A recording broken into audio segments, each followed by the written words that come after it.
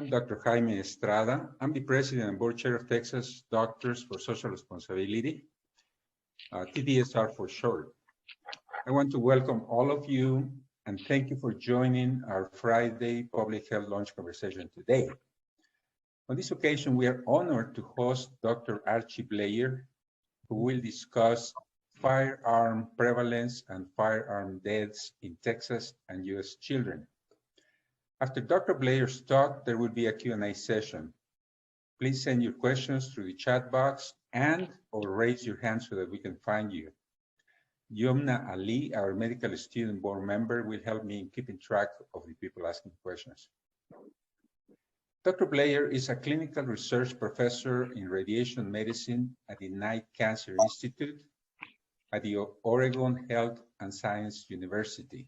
He is also professor of pediatrics at University of Texas McGovern Medical School and collaborator of the Institute of Health Metrics and Evaluation at the University of Washington.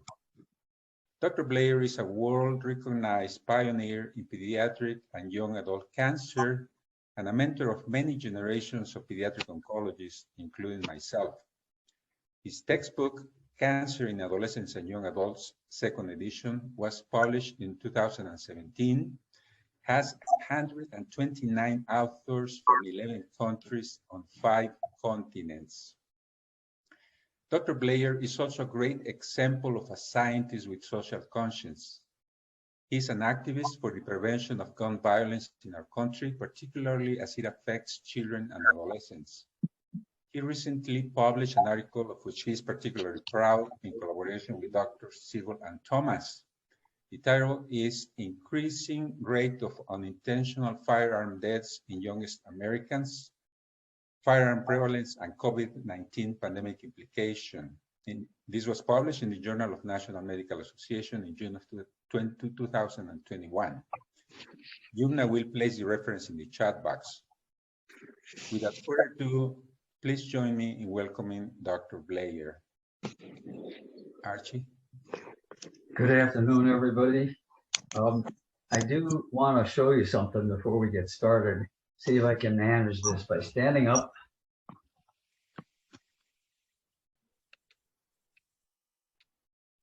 That's my MD Anderson jacket, which I haven't had on since leaving in 2005. I found it this morning. It's actually clean and it's pressed. Oh, okay. Well, I feel like I'm back home in a way, and that's very important. How long were you the principal at the Department of Pediatrics at MD Anderson? How long was I there, or how long was I? I'm sorry. Yeah, how long were you the director of the pediatrics department at MD Anderson? Yeah, I left the University of Washington in 1990, and I left in 2005. So I spent 15 years in Texas. Yeah. Including many cities, and if I have a chance, I'll show you which ones at the end. Great. Including where you all are. Honorary Texan. Yeah, I've not been to Uvalde, but I feel like I've been there. Yeah. I feel like I've been there almost every day. All right, almost every day. Okay, so this we'll start with a title slide. Yes, I would like to cover Texas, but I'll definitely wind up with most of the country and to some extent the world. In terms of my relevant financial relationships or commercial interests and conflicts of interest, I know of none. On the contrary, I'm very committed and interested in this problem. Here's the way I look at it globally. You can see in the upper left that the firearm death rate over the top 40-some countries that are valuable for the data on this high socio-demographic index of countries. The United States is by far #1 in the number of firearm homicides. And if you look at the 95 confidence interval, there's no question that we're so far out in front, it's a p-value of infinitesimally minute, small amount. The firearm suicides in our country, also #1 by far. You can see Canada's behind us, and then Finland, San Marino, and Slovenia. And when it comes to accidental, unintentional firearm deaths, we're still way out in front in terms of 95% confidence interval, followed by places like Saudi Arabia, Puerto Rico, the Russian Federation. So in summary, among the 43 high socio-demographic index countries, we have the highest firearm suicide, homicide, and unintentional death rate. If we compare our death rate with our COVID death rate in red, and our gray COVID death rate in gray, for those persons under 15 years of old, you can see we're way out in front of the rest of the deaths due to the virus in this age group. And so in summary there, and I should probably get rid of something so you can see better, our death rate in that age group, young adolescents and children under 15 during 2020 was 8 times greater from firearms than COVID deaths. The primary problem is our dog Teddy.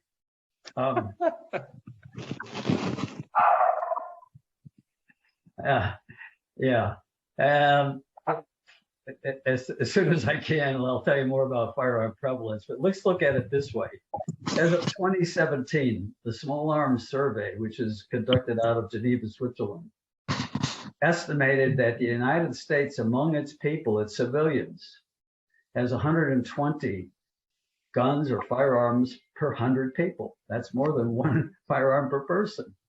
That was back in 2017, and you can see how black we are, and that the closest country in 53 at that point, and I'll show you that on the next slide, was Yemen, 52.8 in 2017. You know, an embattled country with a constant war among its people, sex, culture, and so forth. And so we're so far out in front, and that was of 2017. If we look at 2022, because we had such an incredible upsurge, a spectacular increase in the number of guns bought in the United States during the first year or two of the pandemic. We're now way more than 120 per 100 people, probably off the scale. It's yet to be estimated in some ways because the manufacturing of guns is a kept secret, and we don't have the total number. And anyway, we have 40% of the world's civilian-owned firearms, if not more now. It's probably over 50%. More than half the guns in the world are in our people, among those citizens and residents and civilians. And yet we're only 4% of the world population. Prevalence, the number of guns available, is extraordinary, hard to fathom. More than the next 25 countries combined. So you take 25 of these, you add them all up, we still have more guns than the rest of that group of the world. Turns out that in 2021, as recently estimated, Falklands Islands is now number 2 ahead of Yemen. And that's in part because it is a war-torn country off the coast of South America. Okay, so I'll just let you look.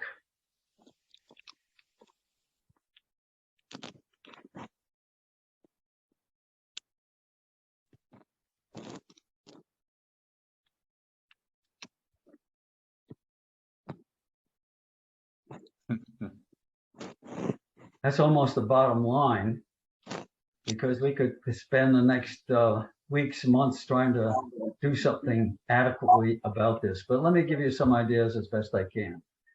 First of all, in Uvalde, these 13 to 14-year-olds, I think there are 19 of them shown there, plus the teachers who died also, succumbed as a result of firearm. Here, for the state of Texas, during 1990 to 2020, are the number of background checks per year, starting in 1999 and going up to 2020, that were performed in the process of buying a gun from a dealer, not from a private source, not from a stolen source, not from an associate, but these are the actual minimum number of firearm sales indicators by the background checks required for each dealer before giving that gun over or firearm over to the buyer. And you can see that in the last 6 years, which is shown in purple, of the federal assault weapons ban, which was in place from 1994 to 2004, a 10-year ban that was to expire after 10 years, as it did here in 1994. But during that, the firearm sales rate or background check rate in Texas did not increase. After the ban expired, within a couple years, then the background check rate increased. And therefore, the number of purchases in Texas increased at a rate of 7% per year at a statistically significant rate. Now, if we look at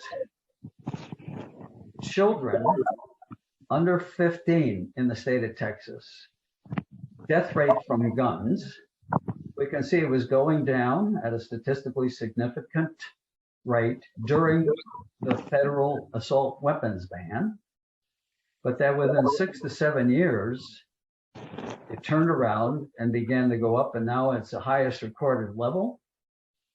And that is where we're at as of 2020, and it'll be even worse in 2022.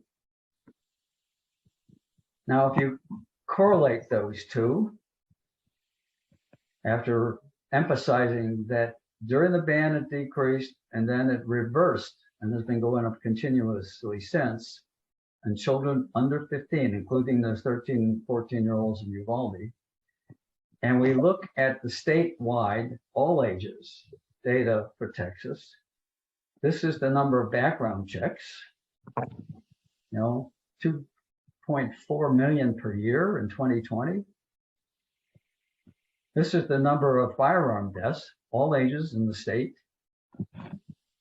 And in fact, as of most recent data, there were more than 4,000 firearm deaths per year in the state of Texas. 4,000 plus per year. I mean, if we extrapolate that last year or two, it might be 5,000 now. So if we take the annual firearm deaths and put it on the y-axis, and take the number of background checks, the indicator of sales, minimum amount of sales, on the x-axis, we then get this correlation. The more background checks, the greater the death rate. A very highly significant, highly correlated correlation coefficient. Anything over 0.8 is thought to be very high. And obviously the p-value, the statistical significance of this correlation, is extraordinary. You can even say that with a p-value that low, the fact that it is real is probably 999,000 out of a million, 10 million, or not real, not true, less than 1 in a million, 10 million chance. Also, if you want to look at Texas, there's been one firearm death for each additional 955, let's say 1,000 additional background checks. So for every 1,000 background checks, there's one more death in the state of Texas. This correlation or prevalence based on the number of arms sold or processed for sale versus, the number of deaths, we're in red here, the number of deaths in red versus the sales rate is highly significant. And we'll come back to that in a minute. Why the increase in firearm deaths, including, of course, suicides, homicides, and accidents or unintentional deaths from firearms? Well, here's what I'm going to try to really emphasize. The correlation, as I just showed you for Texas, exists for almost every city that's been evaluated, every county in the United States, over the counties that are evaluated, the states, country by country, that should say country, not county. And whether you just look at handguns, long guns, rifles, semi-automatics, fully automatics, or if you use something called a proxy of prevalence, firearm prevalence, the percentage of suicides that are committed by a firearm, that are mediated by a gun. the percentage of suicides that are done that way is another measure of firearm prevalence. The higher the likelihood or the potential proportion of suicides that are mediated by a firearm, the more prevalent the firearm. That's a proxy for it. It's probably the second best method behind background checks to estimate prevalence. And I've already done this with Texas, but if we look at countries, this is a correlation in 2017 of the number of firearm deaths versus civilian-owned firearms per 100 population in countries. You see that high p-value, the highly significant p-value. If you look at suicides and homicides in those countries, same highly correlated, statistically significant relationship. And we can do this for almost any of the parameters, and the more guns that are available, the greater the death rate, whether by violence, homicide, or by self-inflicted suicide. There's the United States.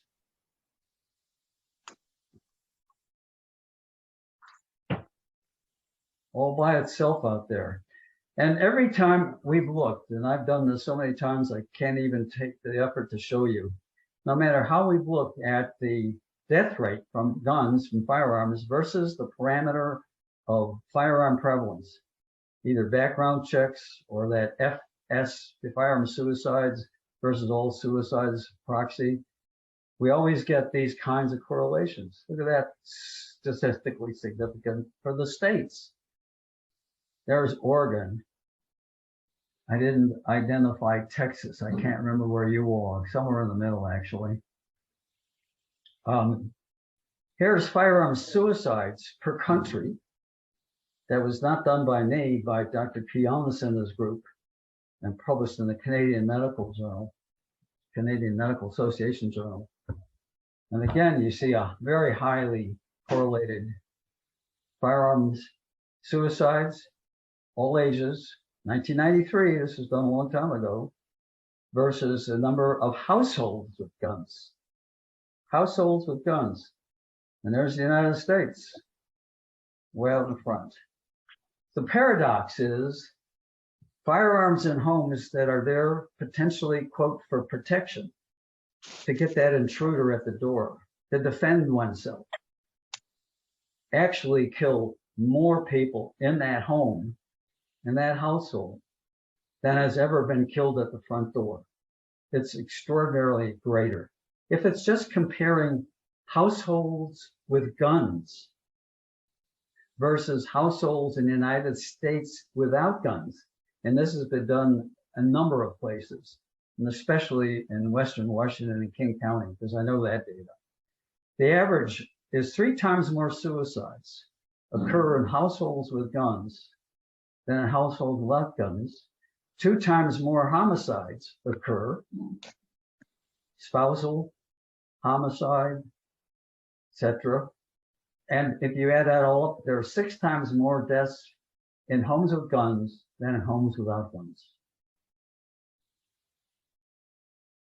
Let me repeat that. A house with a gun, on the average in the United States, is more likely to kill somebody in that home by a magnitude of 6 times greater than households in the same neighborhood, same stratified, comparable neighborhood without guns. It's hard to fathom. Okay, now the most common causes of death in the United States as a function of age. I'm going to go through this very quickly. I had to do it because I was a pediatric oncologist like Jaime, and we always looked at cancer as a function of age. And if we look at the top causes of death, there's up to 12 here, and I've highlighted the top 4. If you look at it as a function of age, 1 to 4, 5 to 9, 10 to 14, etc., out to 65 and older. And these are the most common causes of death in the United States as of 2017, when we last had the full resting data. Here's what cancer looked like. That's why I became a pediatric oncologist. It's the #1 cause of death between 5 and 15 years of age, followed by motor vehicle accidents, at least as of 2017. But notice where it is in 15, 25 to 45-year-olds, 15 to 45-year-olds. It's not #1. There's something else in front. That's one of the reasons why I became interested as I got more and more focused on AYAs, adolescents and young adults, AYAs, and realized the problem wasn't cancer. It was firearms, followed by motor vehicle accidents, followed by suicides by other methods, by drug overdose, etc. So that's why I became focused on this. And that's the problem. Now let's go a little further with this. Oh, I wanted to mention that down here, firearms are the 10th most common cause of death in 1 to 4-year-olds as of 2017 in the United States. So we published in the Journal of the National Medical Association what the death rate was doing in 1 to 4-year-olds. This is all about 1 to 4 years old. You can read the abstract. There it is, American 1 to 4-year-olds. But it wasn't just all firearms. It was accidental, unintentional deaths, unintentional firearm deaths in America's youngest from 1 to 5 years of age. Just one citation from this publication.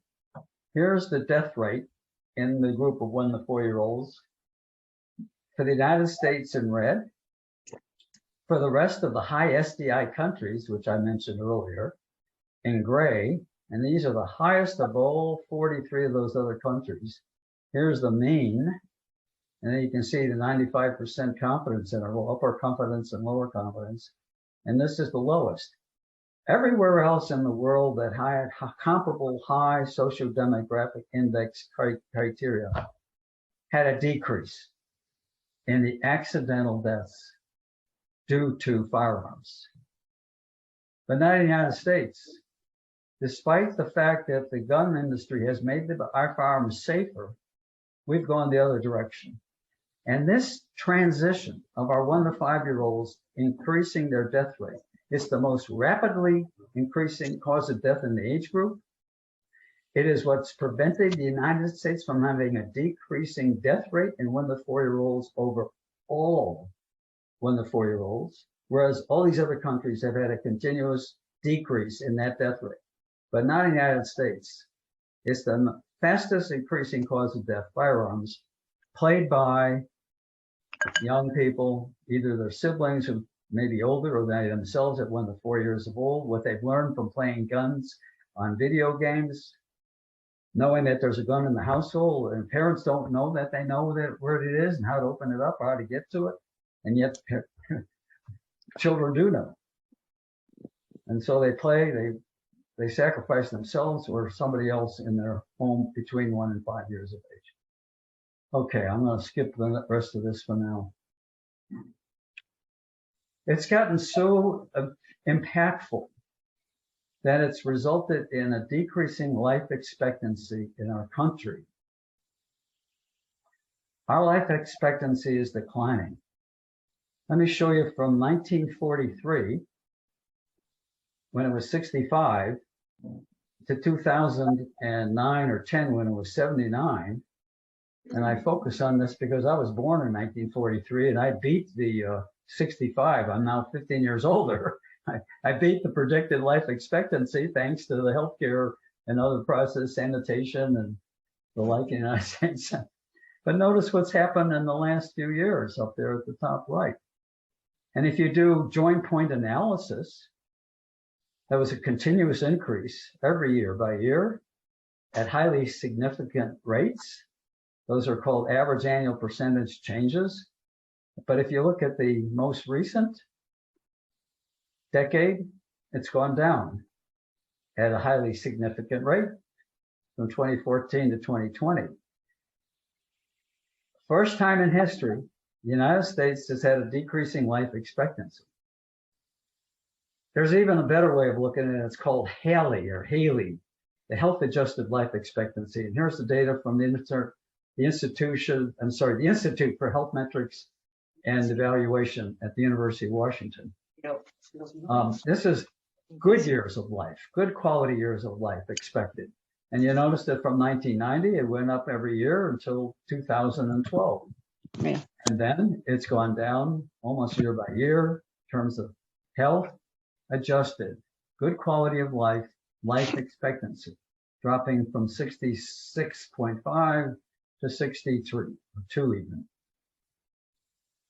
So for the first time in our history, Haley, health adjusted life expectancy, has reversed its course and has been increasing since. True for both females who had a longer life expectancy, but definite decline since 2012, and males, despite their shorter life expectancy, still a continuous decrease. And I haven't got time to do all this for you, but the primary reason for that decreasing life expectancy is the increasing death rate. And the higher these black bars, the greater the decrease the greater the increase in the death rate. And you can see that between, and I'll put some circles around this, between 15 and 45 years of age, 90% of the decrease in life expectancy is accounted for by their increasing death rate. So in the United States, during 2013 to 2020, just 7, 8 years, the increasing death rate between 15 and 45 years of age, going up as much as 5% per year. And yeah, Evan, who's on this phone call, is right here in the middle of this chart. He's my grandson in Denver. Anyway, is the reason why our life expectancy is going down. More than 90% of the problem is accounted for in this age group. So the question is why? Well, if you look at each year from age 10 to age 30, we published this in the New England Journal in 2019, and was from 2017 data.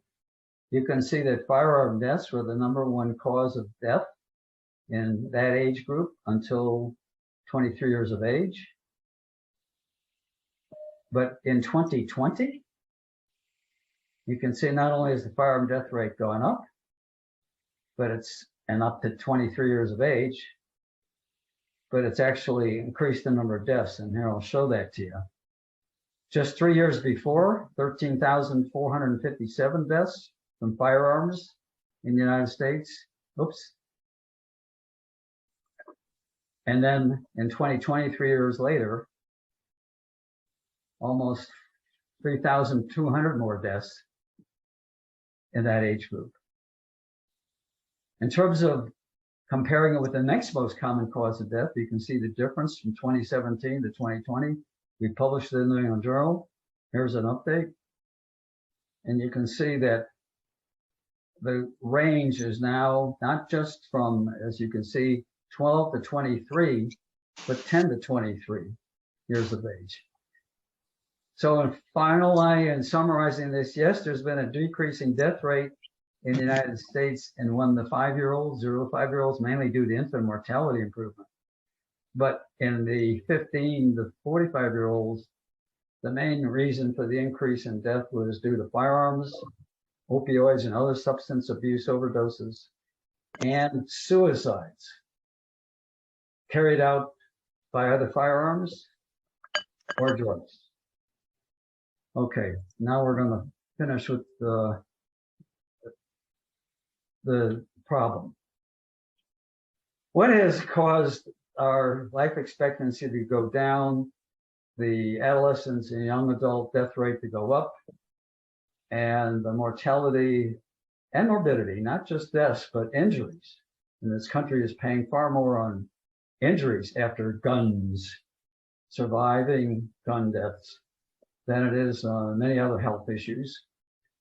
What's the reason? Here are the factors that increase the mortality and morbidity from firearms.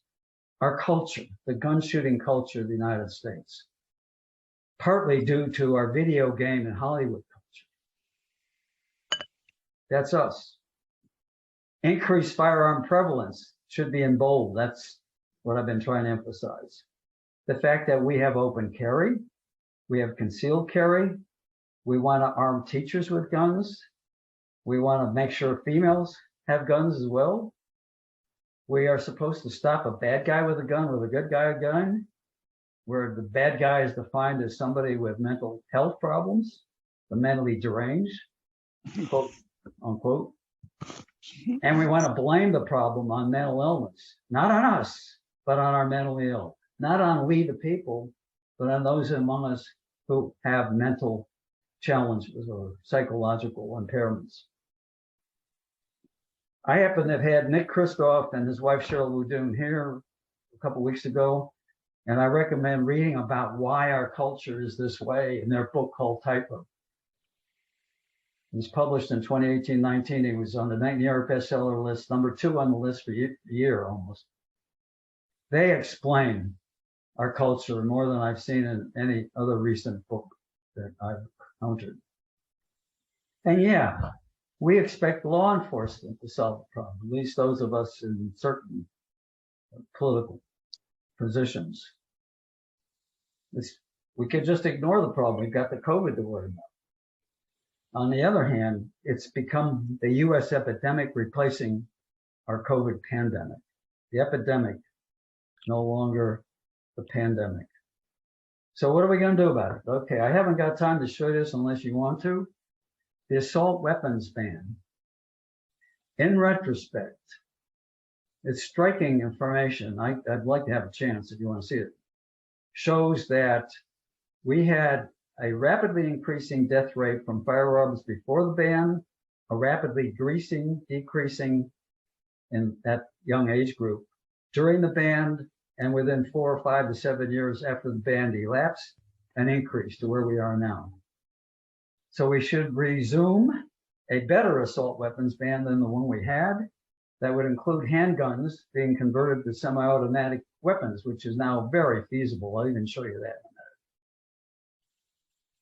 We should require permits issued by local law enforcement to buy a firearm, not just the national criminal background checks. We should require photo ID, fingerprint safety training, as well as the criminal background check, and a fee payment. I'll show you what the asks are for in a moment. We should prohibit the manufacturing, importing, purchasing, selling, possessing, and using or transferring ammunition magazines that have more than 10 rounds.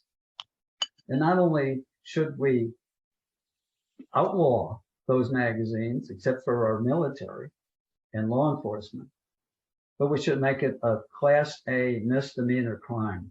Again, notice the asterisk. Eliminate background check loopholes. For example, if you can't get a criminal background check within 3 days, the seller is supposed to give you your gun anyway. If you have a boyfriend who is not going to be checked because he is not a relative, therefore it's a loophole. Eliminate the loopholes. Have the state police maintain firearm databases of new permits so they know who has guns in that community. And then raise the legal age to 21. Now, why are all those ban home manufacturing of ghost guns so that anybody can do it at home if they've got the technology? Notice most of these have asterisks because in Oregon, we're going to vote on this in about 4 weeks. All of those are up. Thank you for the church organizations that in Portland, Oregon started this process called Lift Every Voice. We are actually going to have a chance to include all those asterisked or asterisked items. Okay, continuing. Implement and advertise red flag laws. We did that here in 2018. Those are called the emergent directives, emergency directive orders, in which the judge can take the gun away from somebody who's likely to take their own life or somebody else's. That's why it's red flag. There are several states with child access prevention, storage laws, and those with the strongest have the lowest death rates. I'm not sure about Texas. I'll have to look into that. As far as the medical profession is concerned, those of us here on this conference, yes, require us and our clinics to know how and to assess and reduce the firearm risk in our patients. Make it a requisite. Know how to do it for your continuing medical or nursing examination board requirement. Teach our students. I don't think this is in the curriculum. The interns, I remember as an intern being told by the nurse in the emergency room that the next patient you're going to see has a gun. None of us are going to go in to see him. It's up to you. And I'm an intern. I'll never forget that. It's like 55 years ago.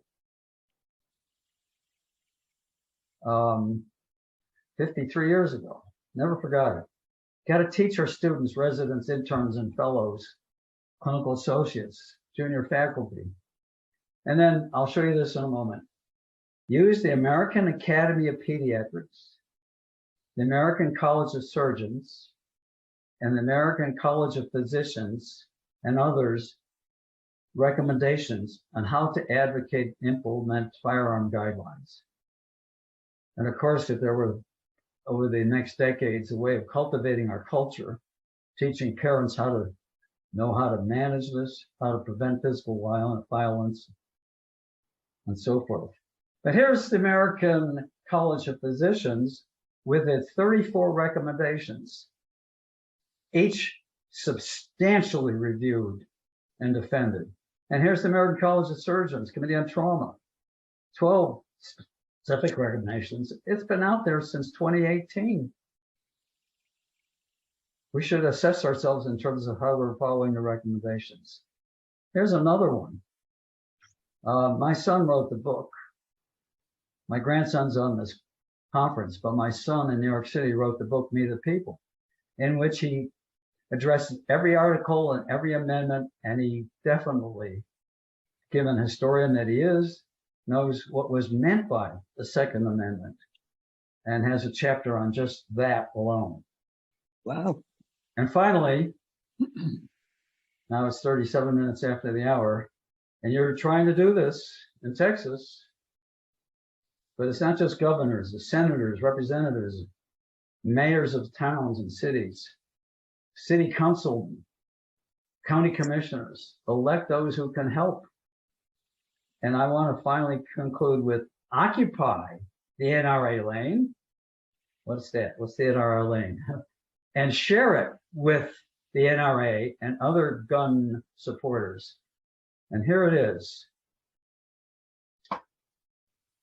New England Journal, December 5, 2018.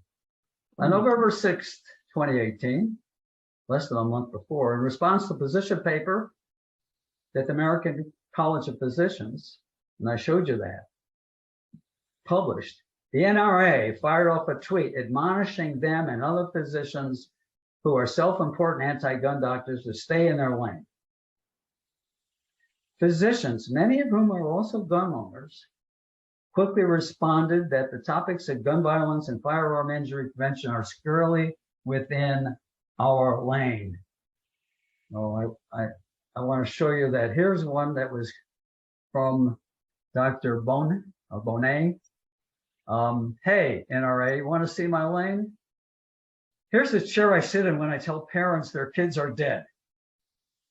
How dare you tell me I can't research evidence-based solutions? And there's where she tries to tell the family what happened.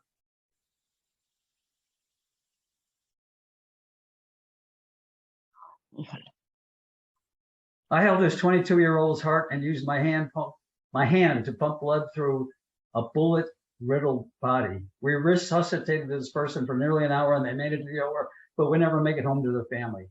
Tell me whose lane this is, NRA.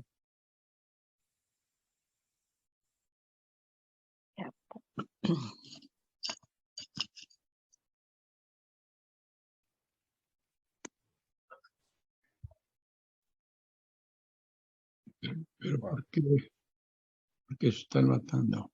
Thank you so much, Archie. That's so.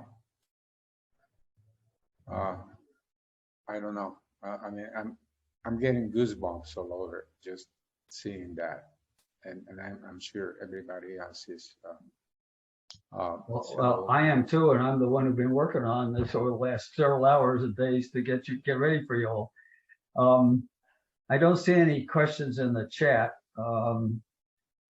Yumna says we don't have them, so okay. It is stifling. Yes. Yes, and I'm sure we'll have some questions and comments. People, please raise your hands if you want to put questions in the chat. If not, let me show you a couple other things, although please interrupt if you have any questions. Okay. Okay, I'll share. First of all, let me think a little more than just the sources of information and data. I lived in Texas for 15 years, from 1990 to 2005. These are the cities we visited. I never got to Uvalde, but I was close by. And there's another place we went to every summer, the Musselman Ranch, which is out in the countryside somewhere out here, where we'd spend 4 or 5 days at a polo event, raising funds for MD Anderson. I spent a fair amount of time on the Rio Grande. I've certainly spent a lot of time on the coast here, especially Galveston. I understand the problem. I had heard about the University of Texas in in Austin, shooting in 1965 or whenever it was. I also, in Houston, woke up one day to learn that a European visitor who had been out and knocked after on the town of Houston and knocked on the door in River Oaks to go home to his host, except he knocked on the next door, the neighbor next door, which was the wrong home, and was killed when the bullet came out through the door by somebody inside the home. I'll never forget that. And that was in Houston. Of course, we know what happened in El Paso, but there were other obvious sites, including a Safeway in Arizona, not far away.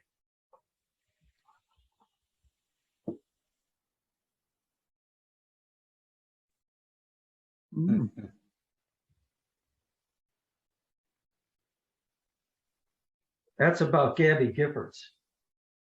And the other reason I'm interested in the problem is my son is a close friend of Gabby Giffords and her husband, Mark Kelly. In fact, when they launched her ship that's named after Gabby, somewhere off the coast of Texas, my son was there for that because it was a national event.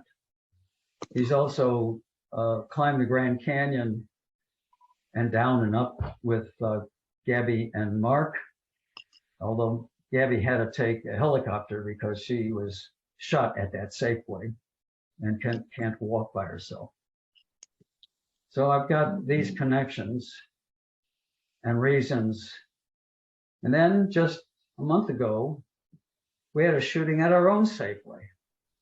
A Safeway where I would go home from the hospital and stop to shop for my wife and me and our kids who were living with us at the time.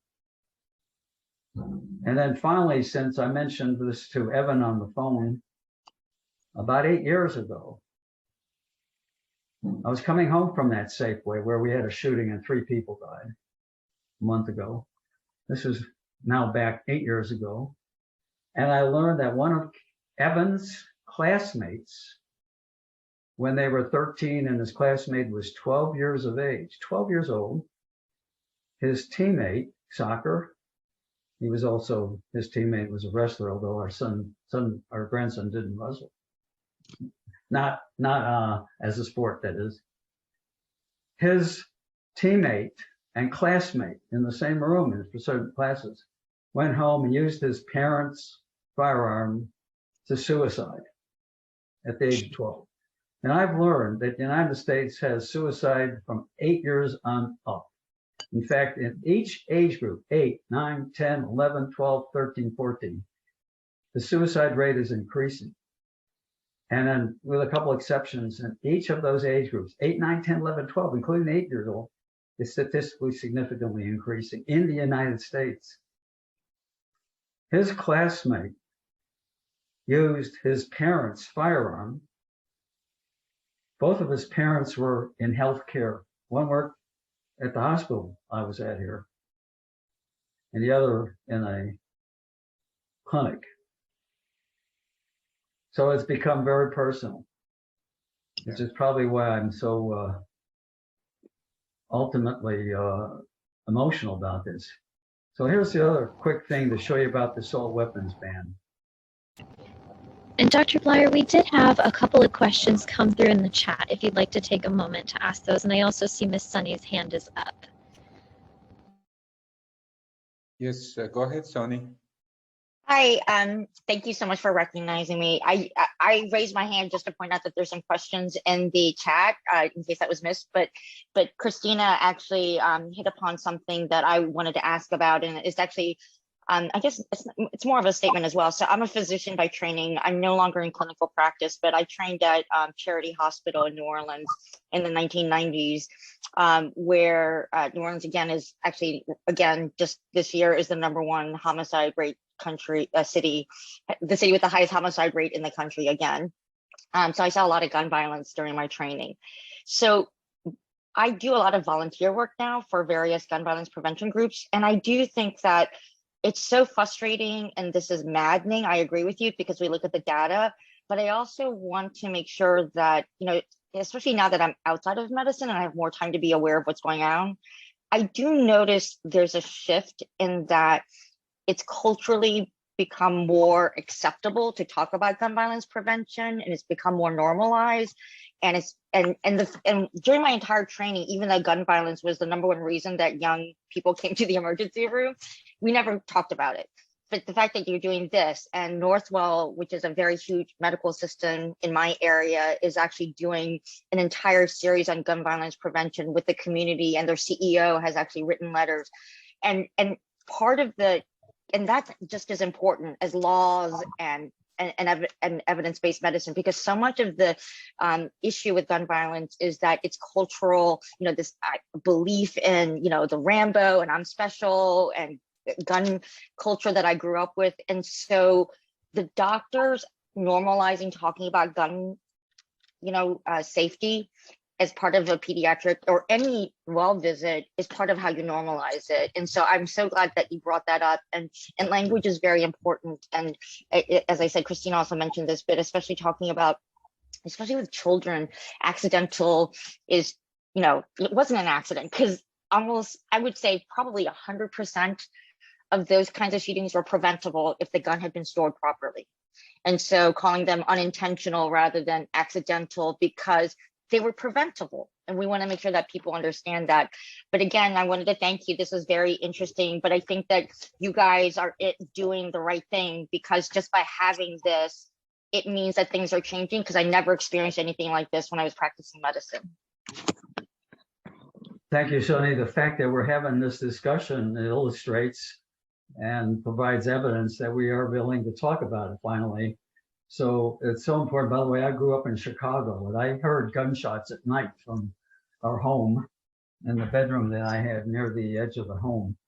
Yes, at least we're willing to talk, although talk isn't enough. And I want to mention some of the questions in the chat that include the unfortunate use of accidental versus unintentional.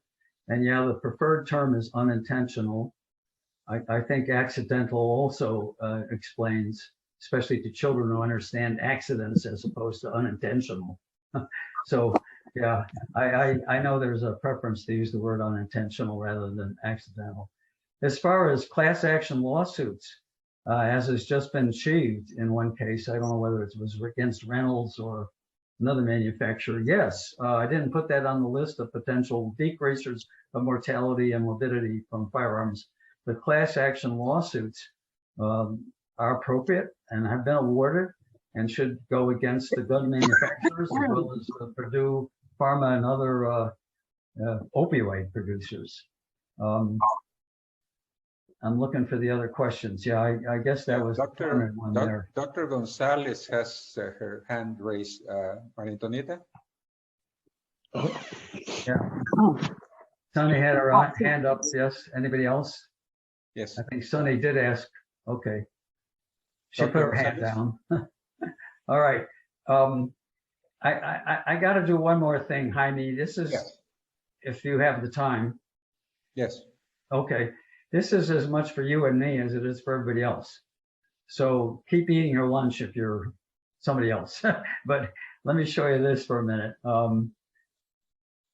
Okay. This was a lot of work, and it did help me understand the problem. Okay.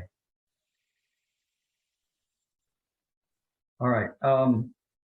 For many decades, we've prided ourselves on our ability to improve cancer care, especially in children, in whom cancer cures have been one of the greatest advances in medicine. They've even been called miracles in their books with those titles. Okay.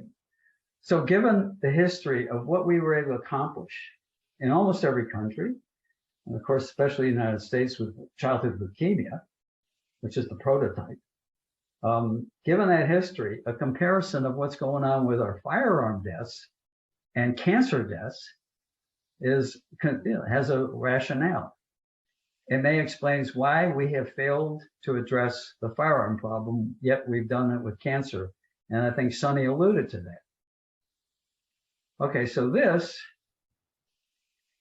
is the cancer deaths and their numbers now from 55 under 1-year-olds to 4,119 in the oldest age group. These are 5-year intervals up to age 40. And you can see how the death rate as of 2019 from cancer increases with age, which is because that's the cancer incidence pattern.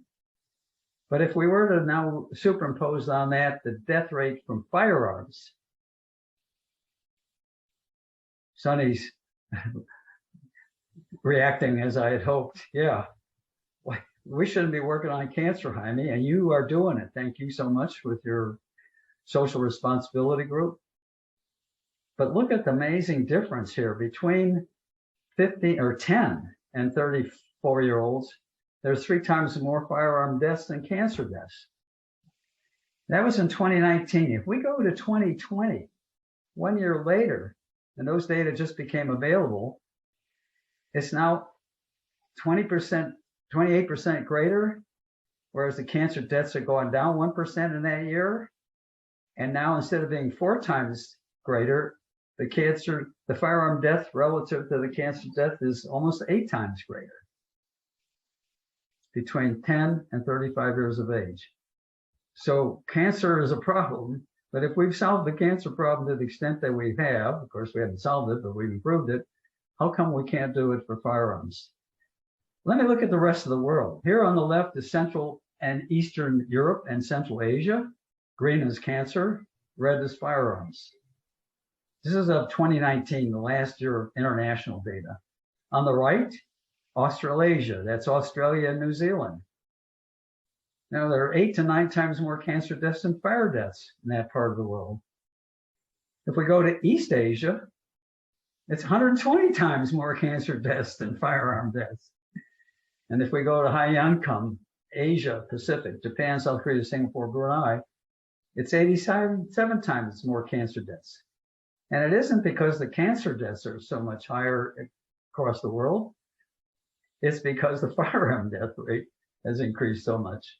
And I just picked out several countries because of personal relationships: India, Pakistan, Lebanon, and I can tell you why that if you want, and Iran. Here's a colleague at the University of Washington who moved from Tehran to Seattle. And because he felt safer in Tehran, in Iran, than he does in Seattle, because of the firearm and other violence deaths on the streets in Seattle, he started to do firearm research. And he, that's why he's doing it. So finally, despite the progress we've made in preventing cancer deaths, the firearm mortality is in that age group 10 to 39, 4 times more frequent. Only Central and Tropical Africa have greater firearm deaths than cancer deaths in the age group. And I didn't show you Sub-Saharan Africa either, but well, I mean, Central and Tropical America. So the fact is that the places that have the most civilian firearms owned by civilians have those higher death rates, but nothing like our country. We have by far, and you saw the data. Okay. Yeah. Enough. And it's 5:00, so let's quit in. Well, Archie, do you have a few more minutes? Yes, I do. Because now we have questions. Pat, do you want to go ahead? Yeah. Hi, Pat. Can you hear me? I can, Pat. Go ahead. Okay. But firearms don't kill people. People do. And you can't take away my guns from me because they're unenumerated rights in the Constitution. You asked the question, why can't we change this? And I'm telling you the reason right now. Why? Because we have all this nonsense, all this political nonsense about freedom and our right to shoot ourselves and have our guns and shoot everybody else. Yeah. I touched on both of the points that you have just raised, but it would take hours probably to expand. Sure. The first was guns kill people, not people kill people. Guns do it. Therefore, do something with the guns. Make the guns safer. Don't make us safer as a people. Well, I think the logic there does need to be explained. The guns don't fire themselves. There's somebody, a human, who pulls the trigger and holds the trigger down if it's a semi-automatic or fully automatic. That's humans do it. If the guns were just sitting around, we wouldn't have any deaths unless they explode spontaneously somehow. I guess that's conceivable. An ammunition dump might explode. But the other point about the Second Amendment, which I referred to in my son's book. Thank you. When it was written, it was about muskets, not firearms that we have nowadays, the pistols that are semi-automatic, even fully automatic, and can be made full automatic. So if you read the history of the Constitution and the constitutional congresses, the intent was not what is being applied. So in some ways, we should redefine the Second Amendment, not eliminate it, of course. It's very important, but bring it up to date with what was intended by the original writers. The fact that it can be interpreted in any way now that an individual or a group or the NRA or a certain political party wants to is, I think, hiding behind the actual intent. And I'm actually going to finish with this point, and I guess I'll go back to the screen since that question came up. Can I just point out something? Yeah, yes. Can I just point out something? A couple of things. So when people say those kinds of things, they're not really arguing in good faith. And so sometimes it's almost impossible to have a logical argument. But the other thing about the Constitution that's very important to remember is that people who say those kinds of things generally don't have a good understanding of the Constitution. There's absolutely no single right in the Constitution that's absolute, whether you're talking about speech or religion or the Second Amendment. And also, I generally try to use the words of the people that they trust. I'll say, you know that private citizens owning guns wasn't even recognized until Heller versus DC, which is like the 21st century. So this isn't historical. And number two, even when that decision came down, Justice Scalia specifically said that the government has a right and a duty to regulate who should have guns and what kind of guns. And so that's just something I find that to be the most helpful, even with these people who really have no interest in having a, good faith discussion, because they just want to throw straw man arguments. And again, they don't really understand the Constitution. I'm like, there's nothing that's absolute, period. Let me just comment that the American College of Surgeons put on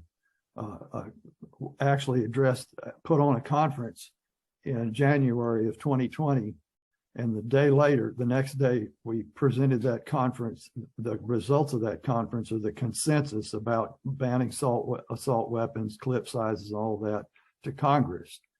Well, we're going to do a repeat of that. The American College of Surgeons is going to assemble another conference in a few months, I guess. And we're going to have as many physicians associations as possible. The previous one had 47 different physicians associations represented at it, tens of thousands of physicians. And we're going to redo that again, 3 years later now. So we're going to do the same thing again and present the results to Congress, I hope.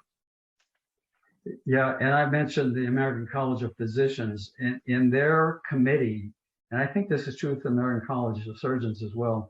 Yeah. They made sure that a very substantial, maybe even more than half of the membership of the committee were gun owners. Yeah. I think that's true for surgeons, right? That's true. Most of them are, but they don't have military assault weapons in their closet. Right, but if they do have pistols, there's a good chance that their children know how to access them, where they are, hidden or not.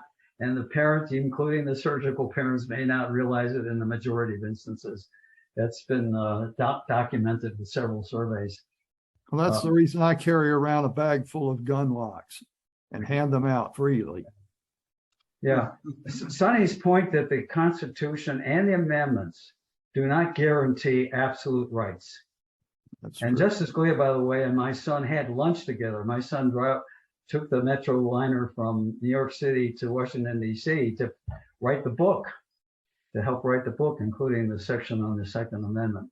Yeah.